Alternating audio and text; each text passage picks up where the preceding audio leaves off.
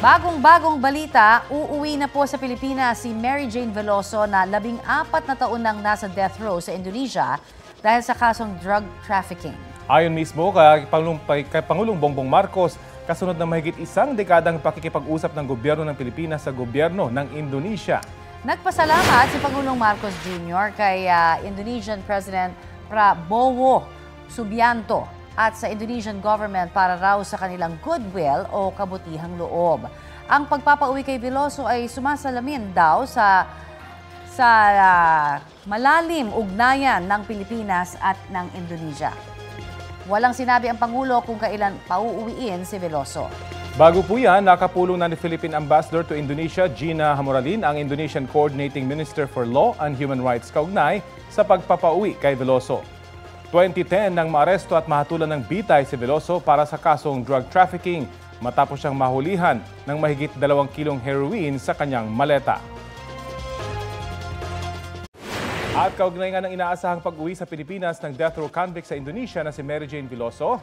Makakapanayan po natin live dito sa Balitang Hali si Ginang Celia Veloso at Ginoong Cesar Veloso, mga magulang po ni Mary Jane Veloso. Magandang umaga at salamat po sa pagpapaunlak ng panayam na ito sa amin. Maraming salamat din po. Masaya. Opo. Ano po ang pakiramdam ninyo ngayon na mismong ang Pangulo ang nag-anunsyo na makakauwi na sa wakas sa Pilipinas si Mary Jane? Naku, masayang-masaya po kami. Kami po buong pamilya. Kaya maraming salamat po sa ating Pangulo.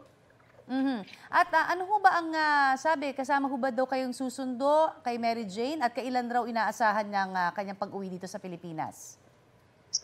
Yung pong pag-uwi niya, wala pa po kami inaasahan kung kailan po. Pero alam ko po, December 15 to 19 po dalaw namin kay Mary Jane. Pero ang sabi po sa migrante, baka maaaring mauna si Mary Jane. O kung halimbawa po sa December, baka sabay daw po namin uwi si Mary Jane. Kaya masaya po kami. So yung December 15 na sinabi po sa inyo, scheduled yun, hindi nyo pa alam noon na makakalaya na siya? Hindi pa po, hindi pa talaga. Okay. Ngayon, nagkataon lang. Sino po nag-abiso sa inyo tungkol sa balitang ito?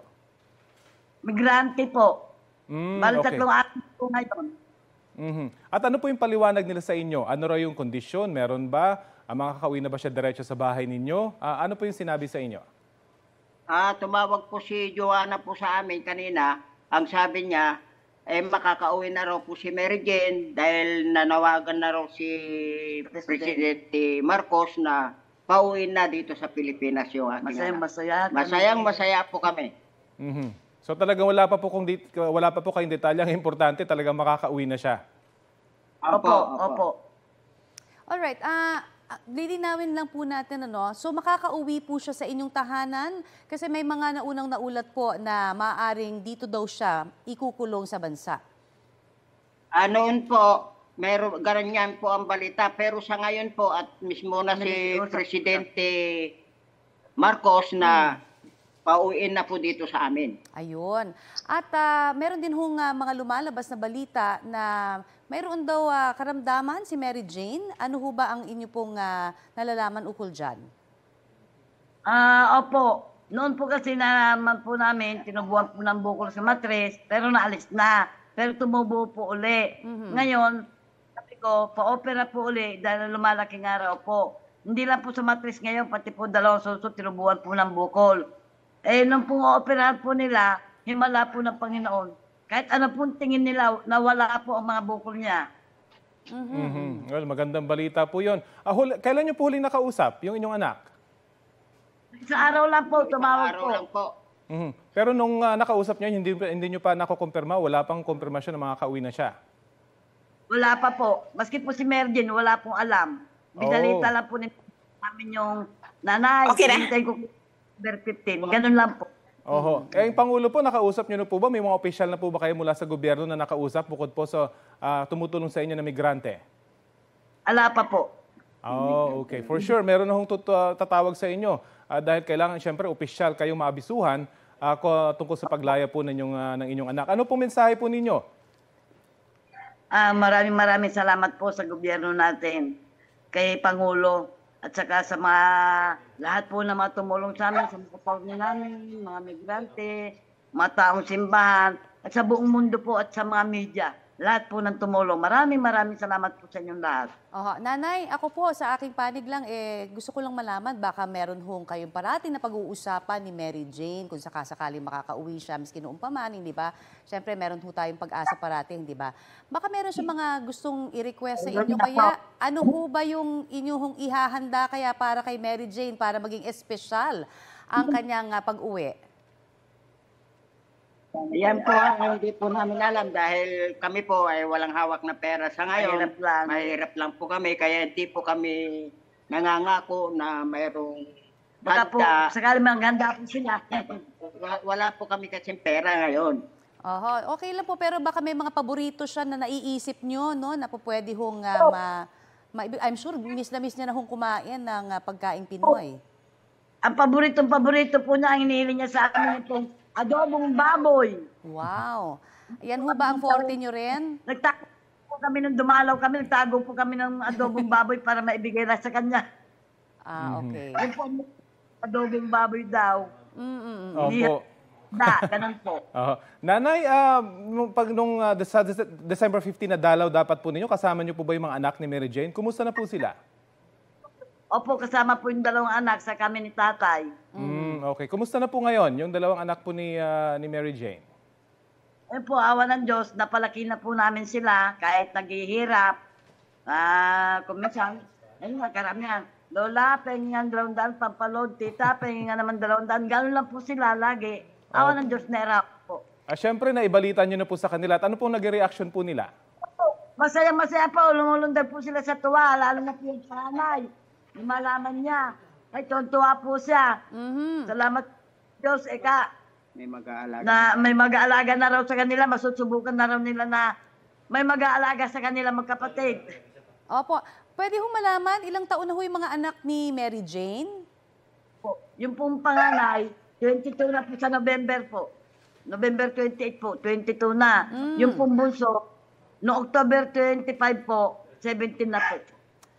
Again, maraming salamat po sa inyong binigay sa aming oras, Ginang Celia Veloso at Ginoong Cesar Veloso.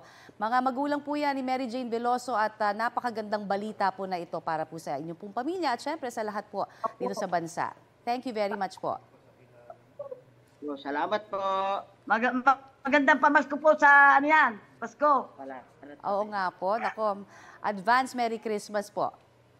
Opo, regalo po ng Panginoon sa akin yan sa December 13. Salamat po. 14 na taon ngang inabot bago payagang makauwi ng Pilipinas si Mary Jane Veloso ng pamahalaan ng Indonesia. April 2010 nang naaresto siya sa Indonesia matapos makita ng mahigit 2 kilo ng heroin ng kanyang maleta. Gate ni Veloso, pinagbitbit lang ng kanyang recruiter ang maleta at hindi niya alam na may illegal na droga ito. Makalipas ang 6 na buwan, hinatulang guilty si Veloso ng drug trafficking at sinintensyahan ng kamatayan. Mula noon, ilang beses nang humiling ang pamahalaan ng Pilipinas sa Indonesia na bigyan ng clemency si Veloso. Noong 2015, kabilang si Veloso sa 10 itinakdang i-execute dahil sa mga kasong may kinalaman sa illegal na droga. Pero hindi natuloy ang pagpa-firing squad kay Veloso matapos pansamantalang ipagpaliban o bigyan ng indefinite reprieve ng Indonesia. Yan ay matapos umapila si Pangulong Noynoy Aquino kay Indonesian President Joko Widodo. Kasunod ng pagsuko sa pulisya ng recruiter ni Veloso na si Cristina Serio. Ayon kay Serio, nakatatanggap siya ng banta sa kanyang buhay. Hiniling ng Aquino administration na muling tingnan ng pamahalaan ng Indonesia ang kaso ni Veloso para pwede rin siyang maging testigo laban sa mga nag-recruit sa kanya. Una itong tinanggihan ng Indonesia pero pumayag din kalaunan. Matapos maudlot ang execution noong 2015, binigyan naman umano ng go signal ni Pangulong Rodrigo Duterte ang Indonesia sa pag-execute kay Veloso noong 2016 ayon mismo kay Widodo. Itinanggi ito ng dating spokesperson ni Duterte na si Ernesto Abella. Anya, ang sinabi ni Duterte kay Widodo ay gawin ang naaayon sa kanilang batas. Sa loob ng ilang taon, pinayagan din ng Indonesia na makapagbigay ng testimonya si Veloso laban kay Serio at isa pa niyang recruiter na si Julius Lacanilao. Noong 2022, umapila ang pamilya ni Veloso kay Pangulong Bongbong Marcos na muling humiling kay Widodo ng executive clemency para kay Veloso. May 2023 nang magkausap si Pangulong Marcos at Widodo sa sidelines ng ASEAN Summit sa Indonesia kaugnay sa kaso ni Veloso. Bukod sa clemency, hindi rin daw tumigil ang gobyerno ng Pilipinas na hilingin ang pagpapababa ng sentensya kay Veloso o ang pag-extradite sa kanya at dito sa Pilipinas makulong para sa kanyang kaso roon. Nagtapos sa krimen ang pagsasama ng isang mag-asawang taga-Pasay.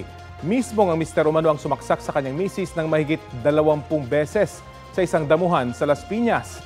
Ang panig ng mister sa balitang hatid ni Nico Wahe, exclusive. Nakahandusay sa damuhan at duguan ng babaeng ito ng datnan ng mga otoridad sa Las Piñas City. Ang biktima, 25 beses sinaksak. Naitakbo pa sa ospital pero binawian din ng buhay. Kwento ng nakasaksing gwardiya sa lugar, may narinig siyang sumisigaw. Nagbabike ako sa aking area. Pagtapat ko po sa tent, may sumigaw na may babaeng sinasaksak. Lumingon ako. Paglingon ko, may isang lalaki doon na nagkatinginan kami. Agad daw niyang inireport sa pulis na malapit sa lugar. Pero napansin niya raw nakasunod niya rin ang lalaki. Nung nakita ko ng katakas siya, hinarang ko po yung bike ko. Kaso talagang magaling siyang umilag siyang ganon. Nakatakas ng tuluyan ng suspect. Pero nagkaroon daw ng person of interest ang Las Piñas Police nang may mag-text sa cellphone ng biktima. Nung ite-turn over ng SOCO yung cellphone, the cellphone pop out at nagsabi ang isang lalaki in the word goodbye. So nakita doon yung pangalan ng suspect. Ang message raw galing sa asawa ng biktima. Hindi pa nga raw noon alam ng mga pulis ang pagkakakilanlan ng babae hanggang may tumawag ng online shopping delivery rider sa cellphone ng biktima. Sinasabi na yung parcel na yon ay papunta dito sa biktima. Kaya doon namin na-identify sa pangalan yung biktima. Kinilala ang biktima na si Janeline Quinto na taga Pasay City. So we proceeded to Pasay. Pagdating naman doon, ay nandun si suspect. So initially, we conducted inquiry. Evasive siya sa questions.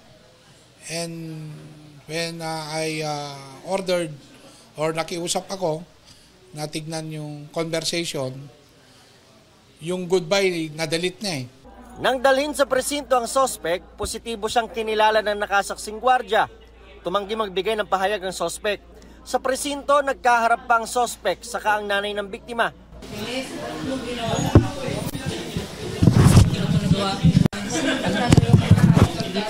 Nag-iisang anak ko lang yung babae yun eh. Parang hindi ko matanggap kasi na nagawa niya yan. Sana hindi na lang yung ginawa. Sana hiniwalayan na lang niya. Walay naman sila eh. Patuloy na iniimbestigahan ng Las Piñas Police ang insidente. Selos ang isa sa tinitignan nilang motibo ng pagpatay. Parricide ang isasampang reklamo sa suspect. Nico Wahe, nagbabalita para sa GMA Integrated News.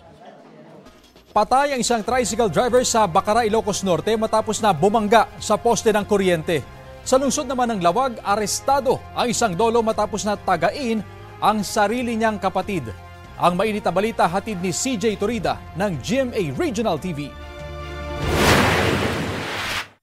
Sariling kapatid ang tinaga ng isang lolo sa barangay Navotas, Lawag, Ilocos Norte. Ayon sa mga otoridad, kahit duguan, nakahingi ng saklolo sa kapitbahay ang biktima kaya nadala siya sa ospital.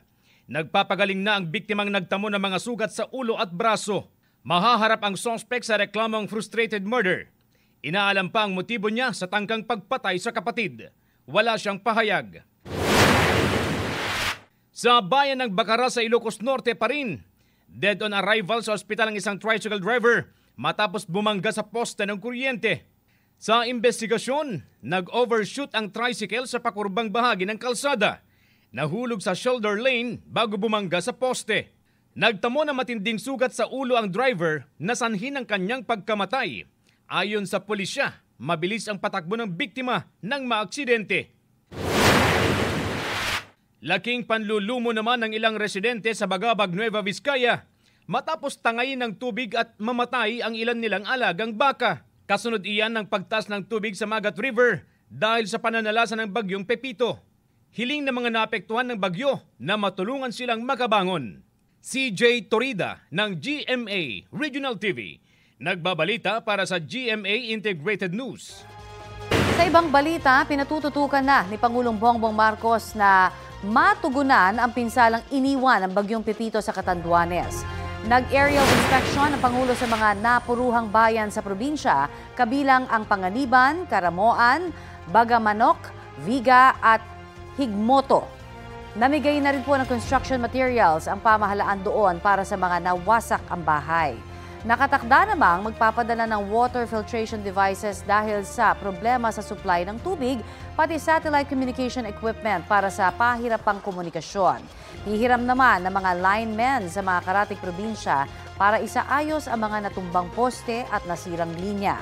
13 lamang kasi sa mahigit 300 barangay sa Catanduanes ang may supply ng kuryente. 21 bayan at lungsod sa Luzon ang nasa state of calamity matapos manalasa ang mga bagyong Mika, Ophel at Pepito. Ayon sa National Disaster Risk Reduction and Management Council, mga lugar yan sa Cagayan Valley, Central Luzon at Cordillera Administrative Region, kabilang ang buong probinsya ng Quirino at Mountain Province. May 9 na italang patay, kabilang ang 7 magkakaanak sa Nueva Vizcaya.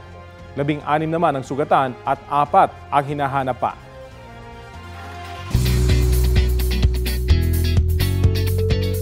Mga marikong Potterheads, present sa isang launch event sa Taguig, ang Weasley Twins para sa isang Harry Potter-themed Christmas tree lighting event.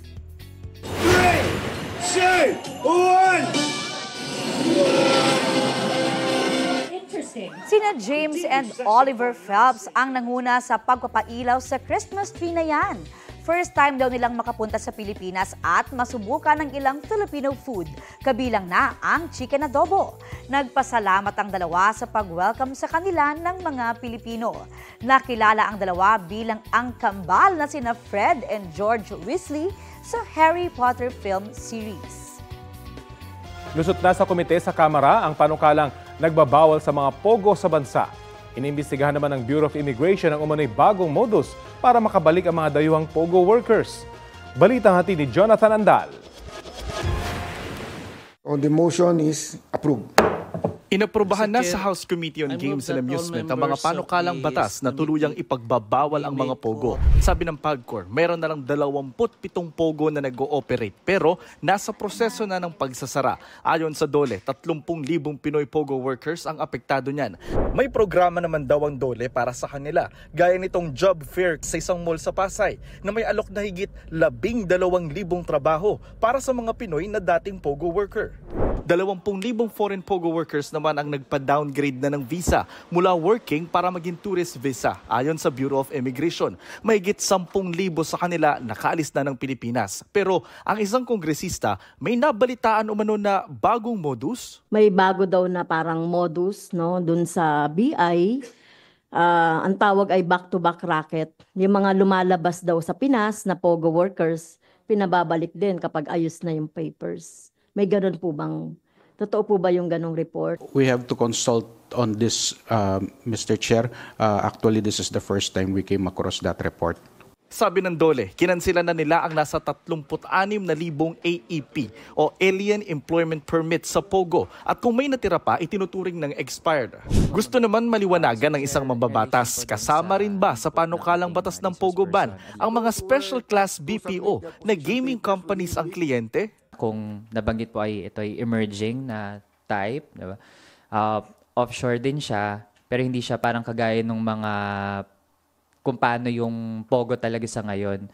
So, kung saan po natin i-draw yung line, ano yung mababan talaga, ano yung hindi. So, I think, Mr. Chair, isa yun sa mga dapat na maging malinaw.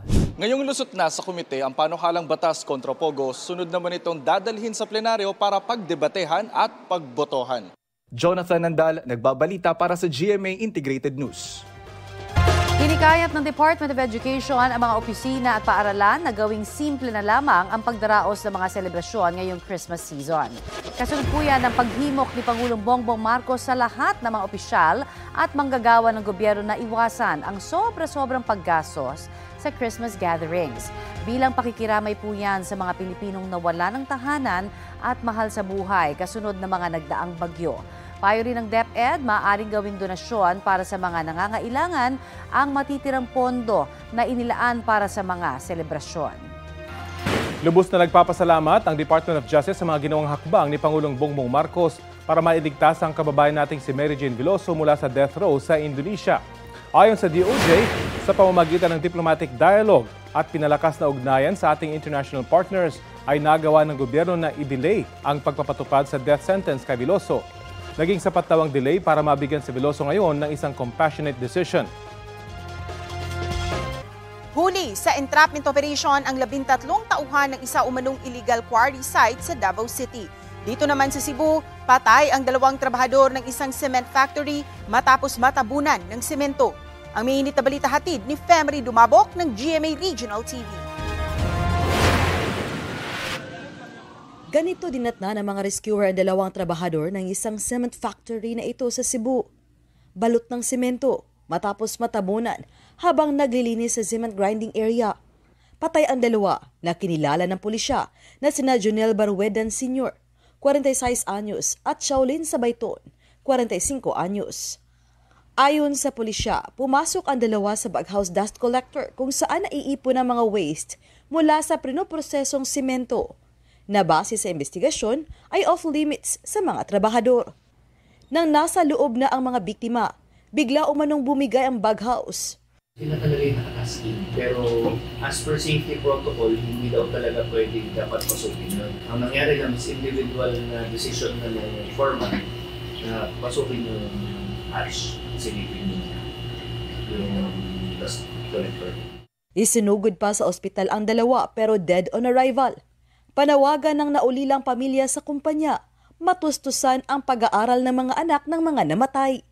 Sira ng ang kumpanya kung say, namo ani na, may muta kong bana, ang ako lang sa punina na, mga anak, mahuma sa pag-skula, ano-anong pagkaon, mudyo ko'y trabaho yun.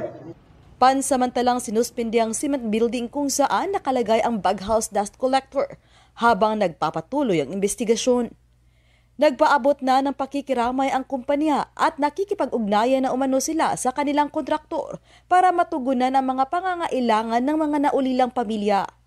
Sabi pa ng kumpanya, paiigtingin ang kanilang safety protocols para hindi na mangyari ang ganitong insidente.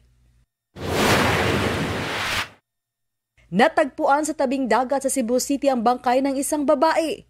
Sabi ng ilang saksi, may nakita umano silang sasakyang huminto malapit sa lugar. Isa tumingong taga kay naamatoy sakyanan diha nga kuan. Duda gito nga gihog ito na diha. Sa inspeksyon ng mga otoridad, napansin ang bakas sa buhangin na posibleng dahil sa pagkaladkad sa biktima bago siya inihulog. May sugat din sa leeg ng babae na marka ng pagsakal. Murag service crew ang attire.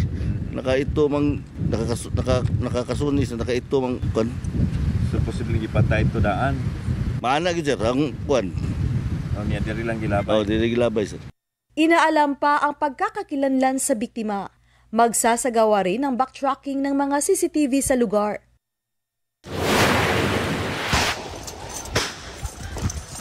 Nagtakbuhan ng mga tao sa isang illegal quarry site sa Barangay Tamugan sa Davao City. Nang mag-warning shot ang mga otoridad, nakuha sa entrapment operation ang logbook, 2 dump truck at backhoe.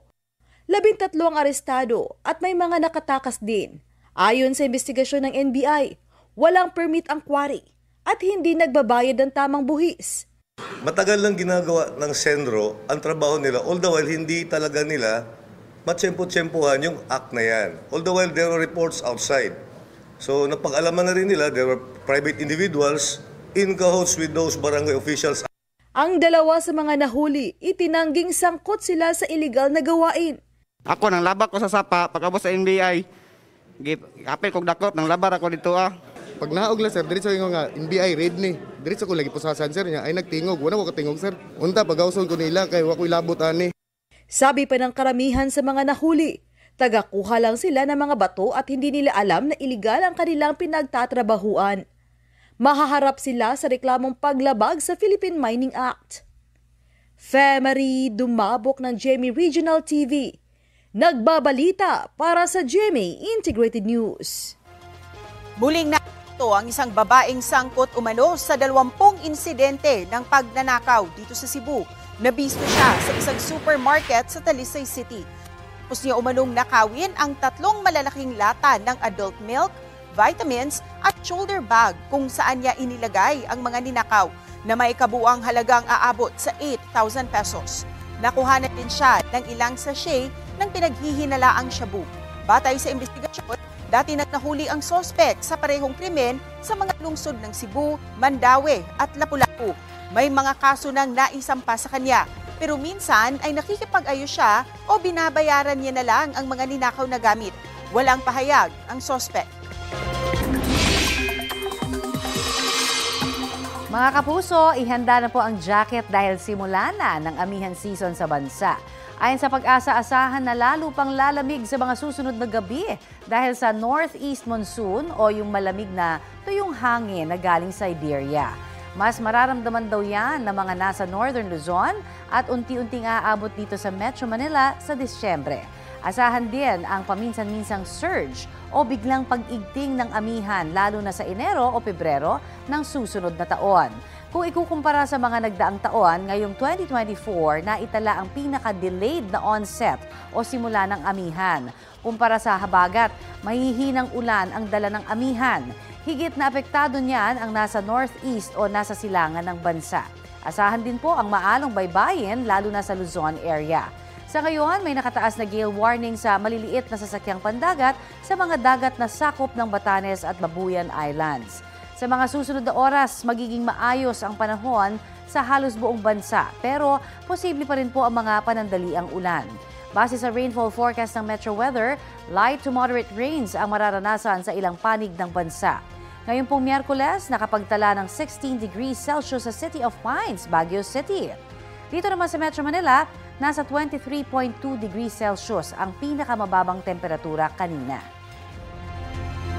Mapapasuot ka na raw ng jacket sa lamig na nararamdaman ngayon sa Antipolo Rizal sa pagsisimula ng amihan season.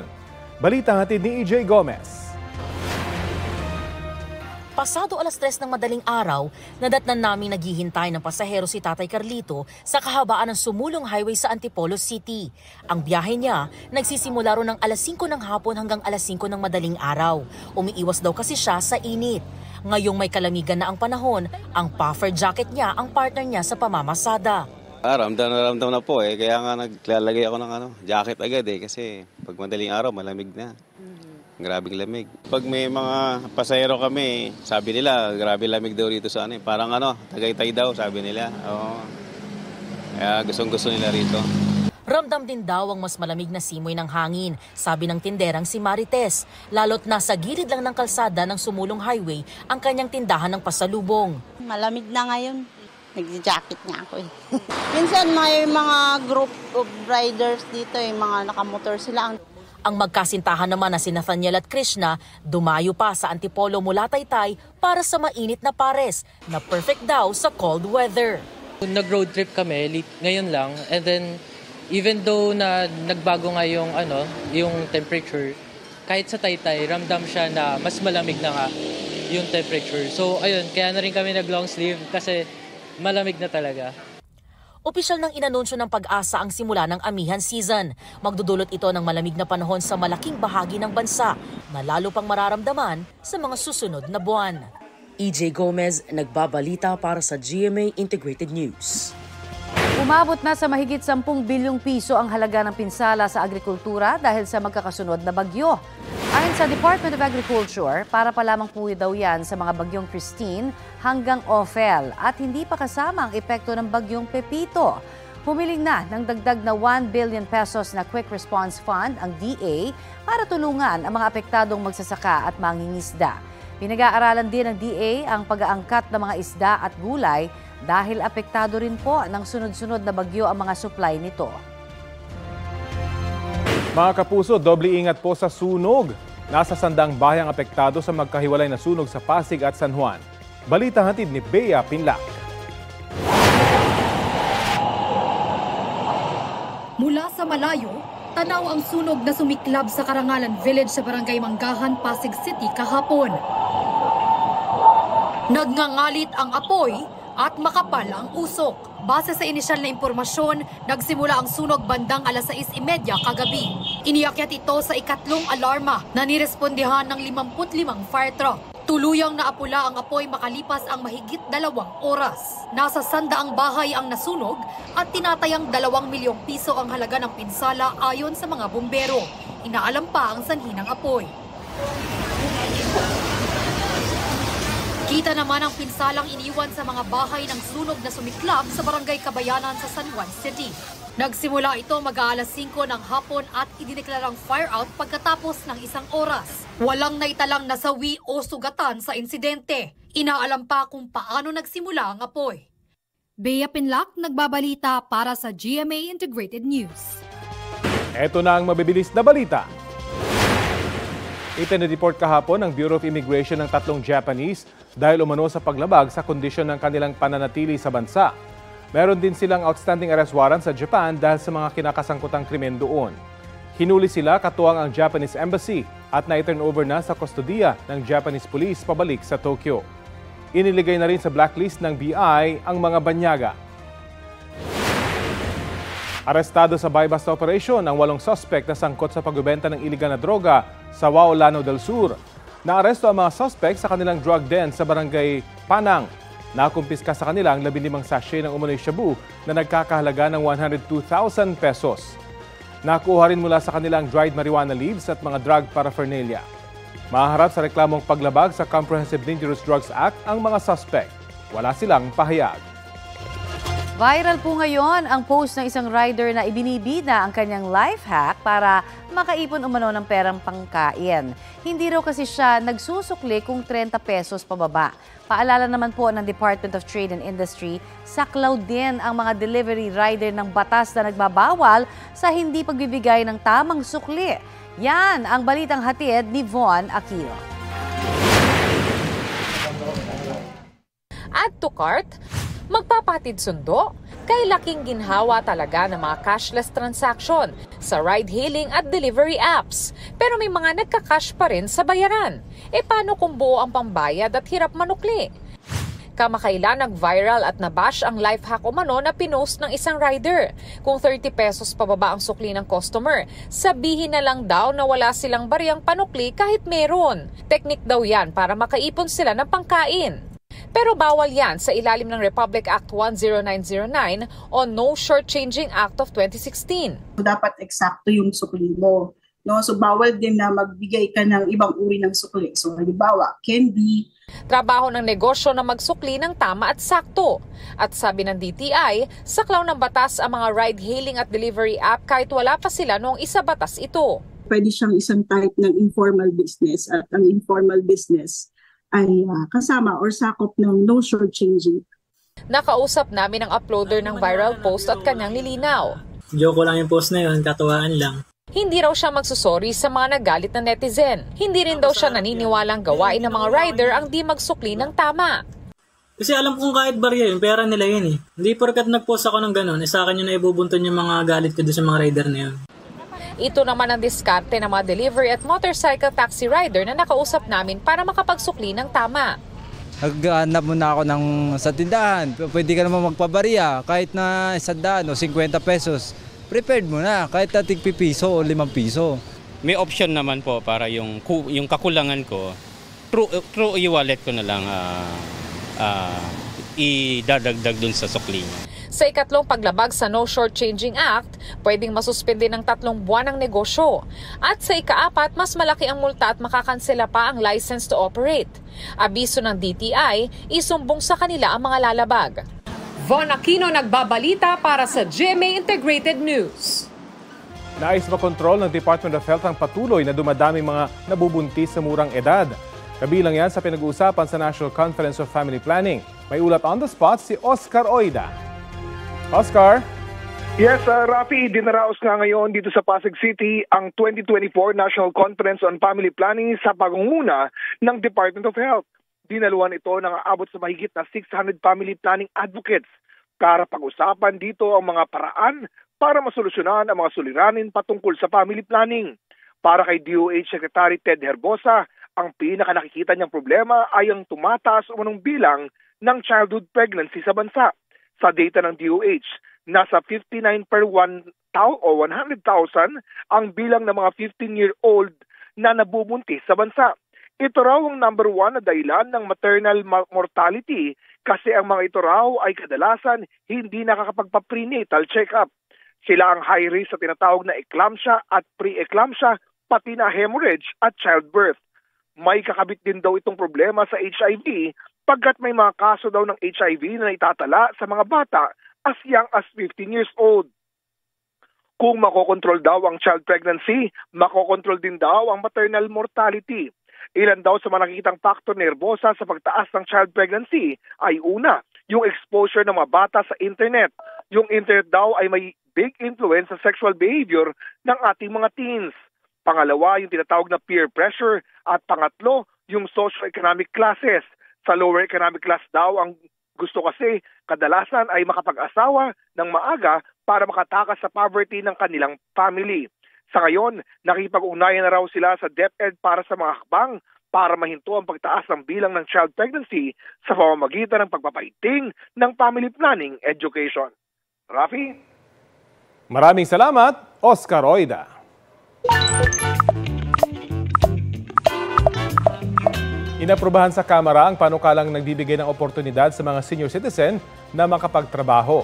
Sa ilalim ng panukalang batas, mandato ng DOLE at TESDA na magsagawa ng training para sa mga senior. May insentibo rin na bawas-buwis para sa mga pribadong kumpanya na mag-hire ng senior citizens. Ang sabi kaya dito ng mga kapuso. Malaking bagay yun talaga kasi unang-una pagdating sa Pilipinas, mga senior, chapuera. Hindi na rin kaya, kahit pag senior na, hindi na rin kaya magtrabaho niyan. Pero kung merong available na trabaho sa matatanda, pwede. Yung kaya. Ito naman ang sabi ng netizens. Sang-ayon dyan si Edgardo Corpus na isa ring senior citizen. Ayon sa kanya, dapat lang kung kaya pang magtrabaho at para hindi na sila umasa sa mga kamag-anak. Agree din si Criselda Makalintal. Kung kaya naman daw makapagtrabaho pa, nakapanghihinayang raw kasi ng katawan o nakapanghihina ng katawan kapag nasa bahay lang. Ayon naman kay Jeronimo Lastimosa, isa batas na lang ang universal pension para pantay sa lahat at huwag nang pagtrabahuhin ang mga senior. Ibigay na lamang daw ang trabaho sa mga kakagraduate lang, mas kakayanin daw nila. Ang sabi naman ni Aileen Auruge, hindi na kailangan magtrabaho ng mga senior, dapat daw ini-enjoy na lang nila ang buhay nila nang walang stress. Mga kapuso, makisali na sa aming online talakayan sa iba't ibang issue. Kung may nais din kayo maibalita sa inyong lugar, mag-PM na sa Facebook page ng Balitang Hali. Nag-touchdown na sa Los Angeles, California sa Amerika sina Alden Richards at Catherine Bernardo. Sa airport pa lang, excited na silang sinalubong ng maraming fans. Game namang nakihello at nakipicture sina Alden at Kath. Nakatakdang dumalo ang dalawa sa Asian World Film Festival doon. Closing film sa festival ang Hello, Love Again, na patuloy ang success sa big screen. Noong Sabado, November 16, 131 million pesos ang kinita ng pelikula na bagong box office record para sa single-day gross sa Pilipinas. Kabilang ang alyansa ng Pilipinas at Amerika sa pinag-usapan sa telepono ni Pangulong Bongbong Marcos at ni US President-elect Donald Trump. Ayon sa Pangulo, sinabi niya kay Trump na patuloy na palalakasin ng Pilipinas ang ugnayan nito sa Amerika. Kinamusta rin daw ni Trump ang ina ng Pangulo na si dating First Lady Imelda Marcos. Sa pagbisita naman ni US Defense Secretary Lloyd Austin III dito sa Pilipinas, tiniyak niyang mananatiling matatag ang ugnayan ng Pilipinas at Amerika kahit magpapalit na ng US President. Tiniyak niyang committed o tapat pa rin ang Amerika sa Mutual Defense Treaty nila ng Pilipinas. Ito ang GMA Regional TV News. Posibleng maudlot ang pangarap na kasal sa Disyembre ng isang babae sa Negros Occidental matapos madiskubring kasal na siya sa records ng gobyerno. Kwento ng babae, pinaproseso niya sa kakilala ang pagkuha ng Certificate of No Marriage o CENOMAR na isa sa mga requirements sa pagpapakasal. Hindi raw kasi siya makabiyahe dahil maselan ang kanyang pagbubuntis. Laking gulat niya na imbes na CENOMAR ay Certificate of Marriage ang natanggap niya. Tugma ang buong pangalan, pati ang ibang personal niyang detalye. Ayon sa dokumento, ikinasal siya sa isang Indian national noong November 16, 2023 sa Valenzuela. Sabi ng Chief Statistical Specialist ng PSA Negros Occidental, posibleng may gumamit sa pangalan ng babae o talagang naikasal na siya noon. Nakatakdang pumunta sa tanggapan ng PSA sa Bacolod City ang babae para marisolba ang problema. Kag paano ko nakasal sa tawo nga hindi ko kilala kag wala ko kakadto sa Manila. Tani buligan yung gid ko maastasan o hindi nagig ko kapakasal kung hindi ko masulbar ning problema. Ngayong holiday season, garantisadong in-demand na naman ang mga kakanin. Sa Kalasyaw, Pangasinan, abala ng araw sa paghahalo ng malagkit at latik ang pamilya Aquino para yan sa kanilang bibingkang latik business na namana pa sa lola at tiyahin. Kabilang sila sa nasa 20 pamilya ng bibingka makers sa Barangay San Vicente. Bukod sa special bibingka at tikoy, mabenta rin daw ang pichi-pichi, kulambo, dessert, kasaba at sapin-sapin ng pamilya Aquino. Para mas makilala pa ang pinagmamalaking produkto ng lugar, plano raw ng LGU na maglunsad ng Bibingka Festival next year. Tawa naman tayo, hatid na isang teacher sa Toledo, Cebu. Bentang-bentang banat niya sa mga kapwa-gurong nakatanggap na ng 13-month pay. Hanggang saan daw ba kasi aabot ang extra sahod? Eto na nga, siguradong X daw ang Bad Hair Day. Biro ni Teacher Glenn. Baka marami raw kasi ang tila dumiretso sa parlor matapos makuha ang bonus noong isang linggo. Ang video filter paandar ni Teacher Glenn ay viral with 4.7 million views. Trending! Ganda ng views. Ito po ang Balitang Hali at bahagi kami ng mas malaking misyon. 35 araw na lang, Pasko na. Ako po si Connie Season. Rafi Timo po. Kasama nyo rin po ako, Aubrey Carampel. Para sa mas malawak na paglilingkod sa bayan. Mula sa GMA Integrated News, ang News Authority ng Filipino.